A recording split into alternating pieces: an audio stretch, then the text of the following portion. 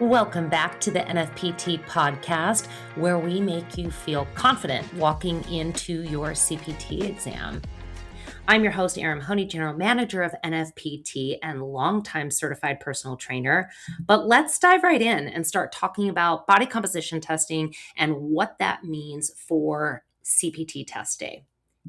Now, body composition testing is part of program development and implementation. And if you remember, as you are studying for your CPT exam, you should be paying attention to those major topics or exam domains that are going to be on your test. And body composition testing falls under program development and implementation. And the subdomain or that subtopic that it falls under is fitness assessments. Specifically, body composition testing or body fat testing is what's considered an objective assessment. So, an objective assessment is anything that you are measuring or evaluating yourself as a personal trainer on your client. Subjective assessments is anything that the client is telling you. So, for example, they tell you they have high blood pressure. That is a subjective assessment. That's what they're telling you. If you were measuring the blood pressure, that would be objective. Now, let's keep going. Other biometric data that you'll want to be assessing on your client include resting heart rate, body mass index, and circumference measurements. So it's not that one of these is more important than the other, but instead having all of this information, it's just more data so that you can see and you can have your client see where they're at today, and then you reassess them 30 days later so they can see where they're improving, assuming that they are improving. Now, what you need to know for test day, you want to know the different methods of body composition testing. So there's more than one way to assess what your client's body fat is. And you also want to know what it measures. That makes sense, right? It is measuring the percentage of body fat that client holds or the percentage of lean body mass that client has. And also, when you do body composition testing, and what you need to know for test day include how can you get it as accurate as possible, because there is going to be a little bit of accuracy variations when you're testing a client based on the modality that you're using. Now, what I always say, just as important of what to know is what not to know. You will not be asked to calculate the number of pounds of lean body mass or body fat.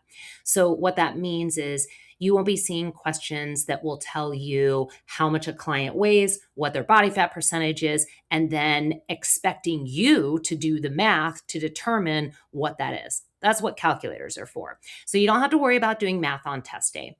And you also won't have to worry about calculating their resting metabolic rate based on how much they weigh and what their body composition is.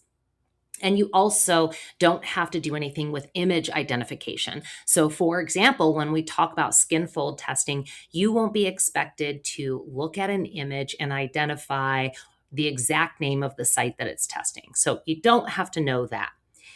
And just for future reference, the most common in-club method of testing body fat is the skin fold testing method. Again, there are a bunch of different ways that you can test body fat, but that's the one that you're going to see most commonly in the club.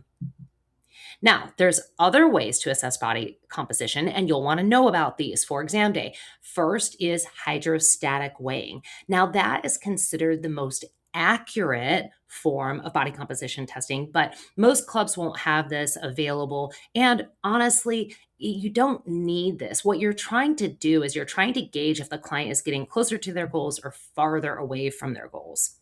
Then there's also the bod pod method.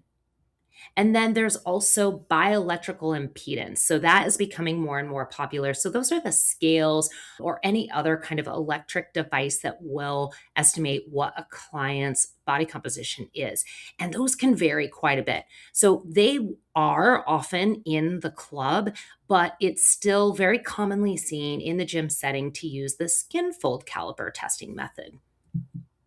Now, with the skin fold caliper testing method, there are a few different ways you can assess this. There is a 3-site calculation, a 4-site calculation, a 7-site calculation, and a 9-site calculation.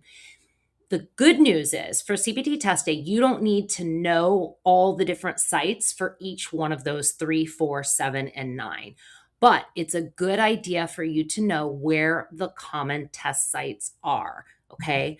And we'll talk about that here in a little bit. So you'll want to know the approximate locations of where you're taking these skin fold tests. And you'll also want to know the healthy and obese ranges for men versus women. So, those are the things that you want to know for test day. You want to know the approximate locations of skin fold testing. You want to know the healthy and obese ranges for men versus women. And you want to know the different types of body composition testing available. Now, let's talk a little bit more about bioelectrical impedance because clients will often have these methods of body composition testing at their disposal, whether that's at home or other places that they go to. So, what's most important isn't what the reading is on that one singular day. Instead, what's important is how it is how it is changing week over week, more importantly, month over month. And this is what you can do to offer your clients some tips if they're doing bioelectrical impedance. The first one is you don't want them to be eating within 4 hours of testing. So, the 4 hours before they test, have them make sure that they are finished with their meals. You also don't want them to be doing vigorous exercise within 12 hours because all of these things are going to change how that number comes out, and it's also going to affect water weight fluctuations. And similarly, because of water weight fluctuations, you want them to be avoiding caffeine, alcohol, and any kind of diuretics. All of that stuff can impact that reading. And for women, you'll always want to account for monthly cycles. So it's always a good idea when you are using, especially bioelectrical impedance as a method of body composition testing, to do it at the same time each month to make sure that your client is following these recommendations and that they are taking it also at the same time of day. So, how you decide which method of body composition testing you want to use is really up to do you want the ease and the convenience, or do you want the test and retest accuracy? All right. So that wraps it up on body composition testing. And it was simple, right? That's the NFPT differentiator, is that CPT success shouldn't be complicated. And that's why NFPT is here, to provide you a straightforward path. So if you haven't already, enroll in your NFPT CPT today, or if you are enrolled elsewhere, you can still get a lot of benefit by checking out our recorded exam prep series.